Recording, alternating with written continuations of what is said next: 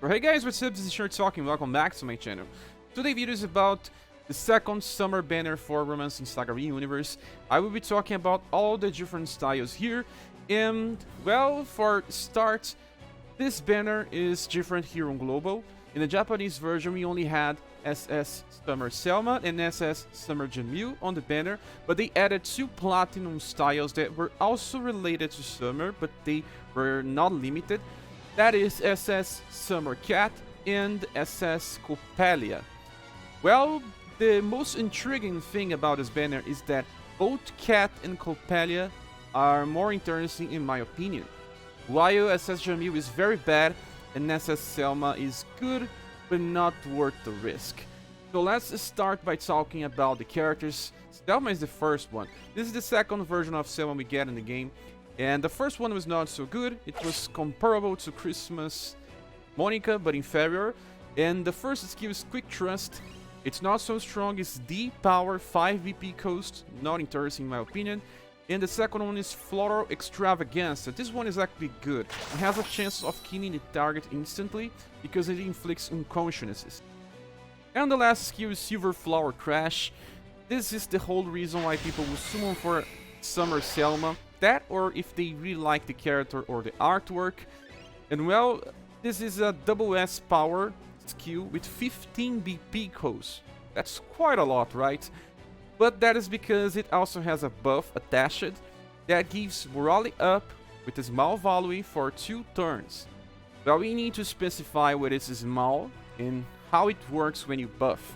Well, it's unique, it's the first time we're seeing this type of buff. We'll be getting other characters that can do this in the future. The different thing here is that Summer Selma can attack and buff on the same time and buff everyone.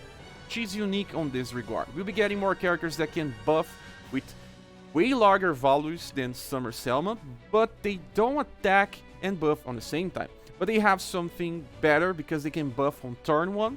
Summer Selma will never be able to use Silver Flower Crash on turn 1 because she needs 15 BP to unleash this skill. And well, let's just focus on morale up. It's 15% increase in damage, but it doesn't really translate in 15% more damage to your characters. Strange, huh? But I can explain this better. So Robin Girl is a good example to explain how this works. Let's just click here on abilities. She has a total of 25% increase in damage. Well, in the future, we will be able to get a stone equipped to our weapons that will also increase the final damage output. Robin Girl has 25% increase. We can equip a stone that will increase it to 40% because it increases 15 as well. 25 plus 15 means 40. And then you will just use a morale up buff to get 15% more. So what happens when you add 15% more when you already have 40% increase? Well, it does not translate into 15% more damage. The final value will be like 10% damage increase in damage because, well, each value stacks but they work together. Well, this is still good. I will not say that this is a bad buff at all. It's kind of similar to what we have with global exclusive Katarina because she increases 10% of the damage. But there's a better thing with global Katarina, and it's that she uses this on the start of a turn. So everyone gets the buff before they attack. But this is only for Slash. We'll be getting some other buffs like this one for different types of damage. And this one that is made for Slash does not use the same slot as Fired Up 4. That's why it translates into a final 10% increase in your damage. But well, Katarina does not need to cast anything, she just has a chance to buff, 25% chance to buff allies for 2 turns, but it works for 2 turns and then she can keep using this every time that she attacks and gets a new turn. While Summer Selma needs a total of 4 turns to be able to use this again, and she can only use this already on turn 2. So it may feel like it's something good to have all times, but it's not. Okay, so now we are on Now Roma SaGa, and I have a filter showing all the 6 different styles that can buff morale in the game. But some of them can only buff for themselves, like this version of Black, this version of Ellen, this version of Acelus, but then we have 3 different styles. Well, let's give a look on all the 3 different styles. Summer Selma needs 15 BP, that's why she cannot use this on turn 1. It's only 15% increase. And then we have Barbara, that increases by 35%. Not only that, but she also has the fast property. That means that she will always use this before your other allies, and she ignores agility completely, meaning that everyone will get the buff on turn 1. That doesn't help with Selma. And the good thing about this version of Barbara is that while you look here and you see 14 BP, meaning that she would not be able to use this on turn 1, that's not true. That's because this version of Barbara has power charge too. She gets 2 BP on the start of a fight, so she starts with 12, meaning that she is capable of using this on turn 1. And the other good thing about this version of Barbara is that she is not limited. She is a platinum style that will be added and everyone will be able to summon for. She also gets another SS style in the future that can use this buff, although not on turn 1. But she also brings another buff to further increase damage. It's amazing. It's like something that you will always be using in this game if you keep playing. While Summer Selma will be outclassed totally by Flamenco Barbara. And the other style that also buffs morale is Poet. Poet is interesting because he's an ultra deluxe character. It's limited. And he not only buffs morale, but he also buffs Guard Up. Guard Up decreases 25% of the damage that you receive. And that's amazing, especially on boss fights. So he's not exactly the best character for other stuff, but this buff here is nice and can be reduced to 8 BP so that he can keep using it on boss fights. He also has some other things going for him, and he's way superior to what you can expect from Summer Selma, while not totally outclassing Flamenco Barbara, because the offensive buff is lower, while also having a guard buff, but the skill itself is cheaper and you can fire it up every 3 turns. You can get this to 8 BP. It's an amazing thing. While Summer Selma will need 4 turns to be able to use this again. You can see how different those things are. And that's the whole reason I am skipping Selma. Not only this style, but the character itself. I don't think that she brings different strategies to the game, if you consider that she is very easily outclassed. Well, and now that I explained her 3rd skill and how it gets outclassed in the future, let's just finish talking about her passives. The first one decreases damage when she's on full HP.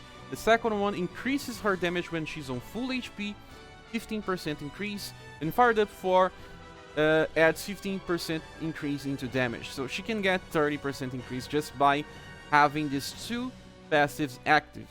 But remember, she will never be on full HP for much time, so this passive is not so interesting because she cannot heal herself. Hey, but there was one last thing I didn't talk about Silver Flower Crash. Remember that formations that increase dexterity decrease agility. Let's just give a look on Selma's status.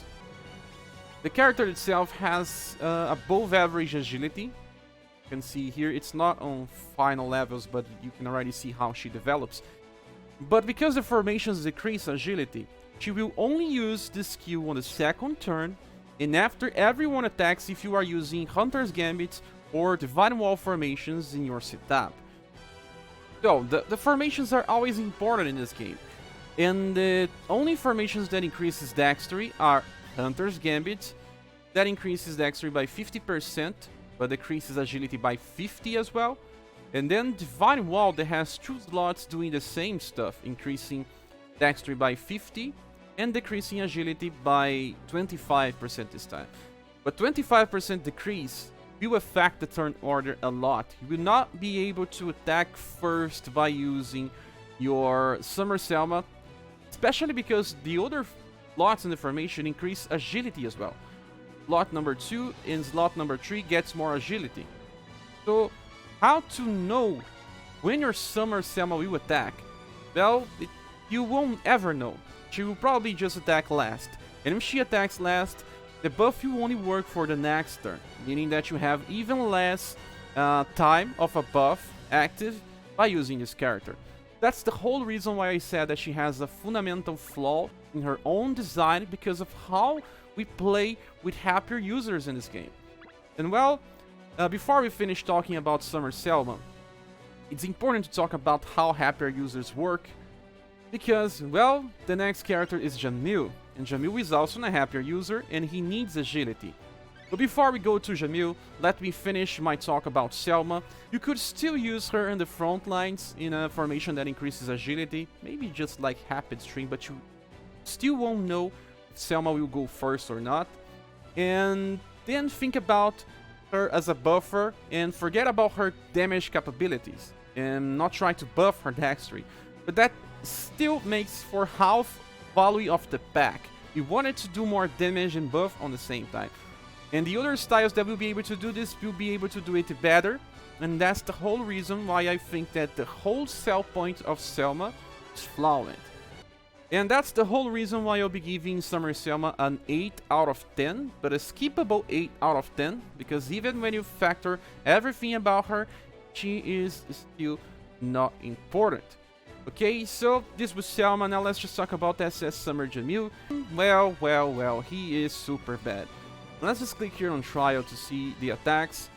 And the very first skill is Feint. Feint is low damage, medium chance to inflict stun. Useful when you need it, but only on targets that are low, especially if you are using your Jamil to also do damage. But Jamil is very bad on damage. That's a character that you can simply put on the front lines and forget about formations, because, well, otherwise you will just forget about this character completely as well. The second skill is Blinding Thorns. This one is actually interesting. Blinding Thorns will inflict stun with medium chance as well. And you can do this on the start of a fight because you can reduce to 9 BP. And then it's slash damage, because wind spells are considered slash. But on the same time, the bad thing about this is just that it will not work on floating foes, and we have a lot of enemies that are floating. And remember, stun is only for the turn where you use this, and even then it's only if you attack before your enemy, and it's a very high cost for something that you need to keep refreshing. If you inflict paralyze with a medium or low chance, you still have 4 turns of that effective, and if you are using this with your character, you will be able to stun them after 3 turns again. Who knows what will happen in 3 turns? You either stun with this attack and then you use other characters to kill the enemies in the same turn or on the start of the next turn, or you just forget about this because you cannot cycle this. I believe that stun works better when you are using cheaper skills. And the last attack is Surf Cyclone, and this attack is kind of a waste actually. Just look what he does to the enemies. I don't even understand what he does on the screen. The problem is that this skill is both slash and pierce, and because of the dual types they reduce the power, it's only C. All skills costing so much are usually at least B. 14 BP cost, you cannot even use this on turn 1. I don't even understand when you use this. And at least it's fast, meaning that he will attack before the enemies, guaranteeing that he will attack before the enemies, but only on turn 2. Well, you want to decrease the incoming damage on turn 1. Well, it is what it is. And when the attack hits, it stuns the target with a medium chance. Medium is okay, but it's not high. I don't even know if we have high with stun. But yeah, it's just very low damage output. This Jamil barely does damage. That's why I said that you can ignore his dexterity and just use him on the front lines. But then it's just like half the package. Let's just click here on style details to further understand how he works. First one is higher G defense. The damage will be reduced when he is on full HP, so he can survive nukes on the first turn because he does nothing in the first turn if you want to use Surf Cyclone. And the second one is immunity down to. When he lands an attack, he has a chance to reduce the stun resistance of an enemy. That chance is 25%. But you see, he is reducing the stun resistance, and then try to stun the enemy with a medium chance. But remember, for passives, he needs to attack before the enemy, or maybe stunning blow will help you have more chances when Surf Cyclone is casted. But man, Surf Cyclone needed to be 13 BP to be useful. And if you think about Hidden Dojo, if all the enemies were not resistant against stun, they had 0 resistance, and then you use this with your Jamil, you still not be able to stun everyone. I understand, because all skills that wants to stop the enemy will never work all the time. But it's just that this time Jamil needs too much, and he forgets about damage to just try to inflict stun, and stun is not reliable. Especially now on Hidden Dojo where all enemies are super fast.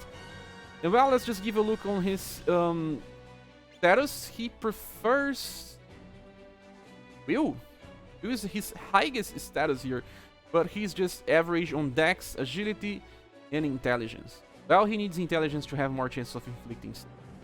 So on my closing thoughts, Jamil is a specialist, but a specialist that will fail to work as intended most of the time. If you just want to stun targets, you still need another character that can do this with cheaper skills so that they can keep stunning targets. Jamil will work here and there, but not all the time. That's why my grade for him will be like 4 out of 10. Yeah, Jamil is that bad in my opinion. When a character tries to provide a solution to a problem and he cannot solve this problem, well, he needs a lower grade. Next one is Coppelia. And well, Coppelia is interesting because she has a very unique thing. She has 99 LP. She will never die by herself. I mean, not from just getting death by LP. The first skill is Kick, and Kick is actually strong for first slot attack. It's C power, 5 BP. The next one is Triangle Kick. And this one is not so strong since we can get A power with 8 BP usually. And her last skill is Destruction Doll Dance. This skill here is so unique but suicidal on the same time. You can see by the animation. It uses 13 BP, can be reduced to 10. Triple S damage, very high damage, up there with Final Emperor, with Melia, Global Exclusive Katarina. Very high damage, similar to these monsters, but it also uses LP. 48 LP by every use of Destruction Doll Dance. So after using this twice, she loses 96 LP points, leaving her with only 3, less than the normal characters that have 6. So this is only for fast stages and Hidden Dojo, and Zui Coliseum she does not work well. And well, some events will have 1 or 2 waves that you can use this, but usually it's very suicidal. It's more like a different mechanic that can work here and there than something that should be used in most challenges.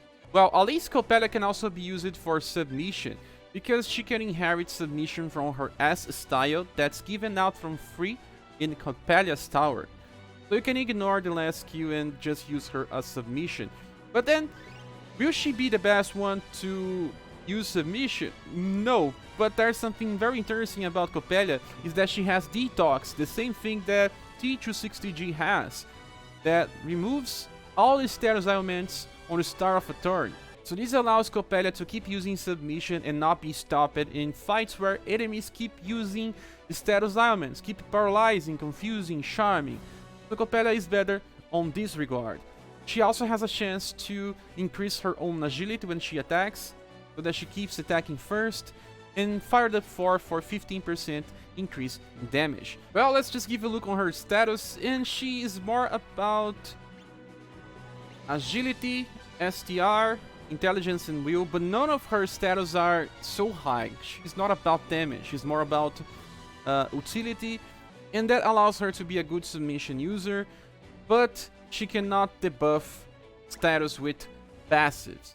So you lose something, you're just having a character that will never die on a fight, will always be able to be revived. 99 LP is a lot, but you have to ignore the last skill and just keep using submission on fights where the enemy has way too many status elements. Okay, so Coppelia for me is like a 7.5 out of 10. And she's not needed right now, and when you need her, it's just for niche stuff or challenges where Detox can be useful. And the last one is Dressed for Summer Cat. This is an upgrade to Christmas Cat and has a lot of good things and keep being useful for time and time to come. First attack is Flame Rush. It is very similar to Summer Azami because she's like the counterpart of Summer Azami. She's fire instead of cold. And Flame Rush is E power 5 VP, deals only hit damage, do not deal blunt, and it's only useful here and there, especially on League and Hidden Dojo. And then we have Evil Crush. Evil Crush is strong by itself, but it sadly costs too much VP. It's A power, very nice. You can use this on Yundats. Some enemies that are bones, they are considered Yundats, and Evil Crush will do very good damage on them. And, well, you only use this when you are not needing submission. The last attack is Whirlwind Kick, and this attack here is unique. Very nice animation, let's just check. It's A power, good. And she gets into a defense stance to decrease incoming damage. For 4 turns, 4 is a lot. Maybe you can start the fight with this if the enemy has way too much damage and you already have other jammers decreasing the STR, or if you are thinking about starting dealing STR debuff by passive and not by submission. And talking about passives, we need to talk about her passives going here, and she has a very nice collection of passives. The first one is Enervate 3 STR, and the second one is Enervate 3 Agility. Christmas Cat have the same combination of passives, but a lower chance to inflict because it was Enervate 2. Now it's Enervate 3 with a medium chance to inflict STR debuffs. This is something that you will always need in challenges and boss fights, and some enemies needs to be debuffed or else they will just keep one-shotting you. STR and Agility is the best combination we have. We also have Sensei that can debuff STR and Will. The future Halloween version of Cat will be able to debuff STR and Intelligence, and it will be even better than this version, but for now this will be the best one and very easy to use. Remember, martial artists have very high agility, meaning that they will attack before the enemy, and debuffing before the enemy attacks reduces incoming damage. The last skill is Hard in Defense, that this one works very fine with Whirlwind Kick because she increases her defense while also reducing incoming damage when she's on full HP, but that's more for the start of a boss fight than anything else. And well, if you are using Princess White Rose, she can also heal Cat to full health again, and will help you keep her alive if you are using submission all the time and something just surprises you, a very high damage, and she just survives. So, Summer Cat is simple, actually, very simple, but we need simple characters that have a clear path with what they need. Sadly, you still need the base SS Cat, but at least you can farm the base SS Cat in Sweet Coliseum to inherit submission to use this version of Cat. But that was the same thing with Christmas Cat. You still have to inherit submission from her base SS style, so nothing changing. You're just upgrading Christmas Cat to this version of Cat that is way better for boss fights. And remember, SS styles have better resistance when compared to S styles. And now my final grade for Cat. In my opinion, she's a 9.0 out of 10. She is a very good character that will keep being useful for lots and times to come, and one of the most important classes in the game that are the jammers that can debuff incoming damage from bosses where you will always have problems resisting damage. And that's why I value Cat so much. But if you already have Christmas Cat, you can wait a little more. Both SS Cat and SS Coppelia will be added to the Platinum banners once this event is over, so they can be summoned later without any rush. Okay, so now let's just talk about the other styles. We have this S Fairy Brownie. That's only for inheritance again. We have Reaper that deals AoE damage, has a chance to stun. It's low chance, very hard to inflict stun with this. Very high cost for E power. and very old skill. Then we have Split Cranium. It's 9 VP cost for intelligence debuff, but at least it's 8 power. It's hard to find intelligence debuff, so this is only a complemental stuff. Acelus is way better for this, and Onsen Genie also in the future. I wonder how close we are to Onsen Genie release. The last skill is the only one that's unique. It's called Big Catch, and let's just watch it. It affects a row of enemies instead of a column, and it also debuffs intelligence. Medium effect. But if you already have Acelus, why would you use this? It's 10 BP once you awaken it, and it will take a lot of time to be able to use this again.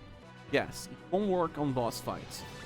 So, yeah, this is only for inheritance. Then we have Professor. This Professor is actually useful. She has random shot, AoE attack, okay damage, high BP cost, its D power can only be reduced to 6 BP, but it works when it works.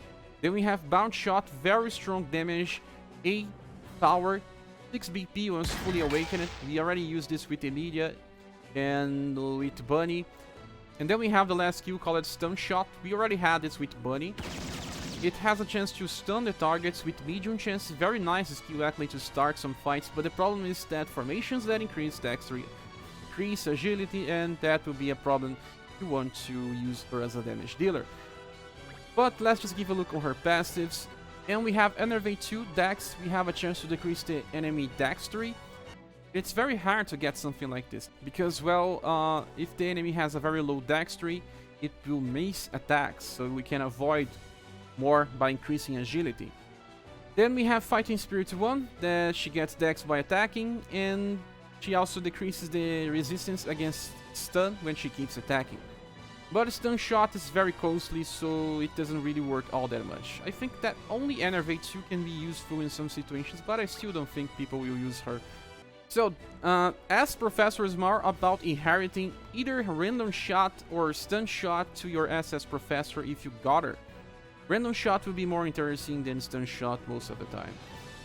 But because the global version of Professor has very high intelligence, Stun Shot will work better, and then you just have to ignore formations that increase dexterity and just think about stunning enemies. And now we are on the A styles. There's A Butcher, limited style, and he has Spinning Strike, Main, and Rolling Slash. I think the only useful skill here can be Main, but even then he's not a good debuffer at all. He's just for inheritance, and we still don't have any SS style from Butcher, and even then SS Butcher don't need inheritance. So the last one is Hiraga. This one will go to Platinum, and he's just like something to get Weapon Mastery. That's true, because you will not be using this guy. He's an A style, very low status, and will not work so fine. But it's one gun user for people that may have missed some of the gun users of this game. Well, so let's just get back to the banner image, and let me tell you something. Is this banner worth summoning for? No! It's only worth summoning if people want SS Cat, because she's the only one that will be useful right now and keep being useful. Coppelia is just for niche stuff, some challenges and some suicidal strategies as well. And Summer Selma is good now, but will be outclassed super fast. And SS Jamil cannot provide what he was designed for. So this was my opinion on the banner. I just want to go to the event to talk about something. And now about the event, I don't think this event is hard at all. You should just keep going to defeat the last stage, stage number 11, but farm stage number 5. So you can get some currency from the event and also a chance to get Thief pieces. Remember, you only get the hair drop by using at least one of the featured styles. You can also wait till they release the next part of this event where you face the Water Dragon. The Water Dragon will be easier to get the hair currency instead of just getting the normal one. And well, this version of Sif is not so good, actually. She is more about this skill here called Cut Timber, and you just want this to pass on a future SS style of Sif.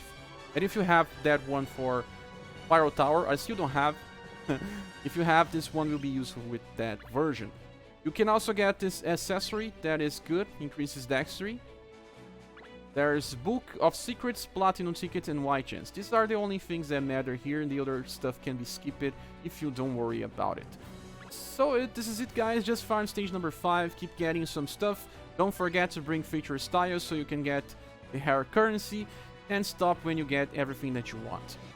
And sorry about not releasing this video before, but I am working with stuff, real life stuff, because YouTube is still not my main source of income. I wanted to release this before the event went live, but it was not possible.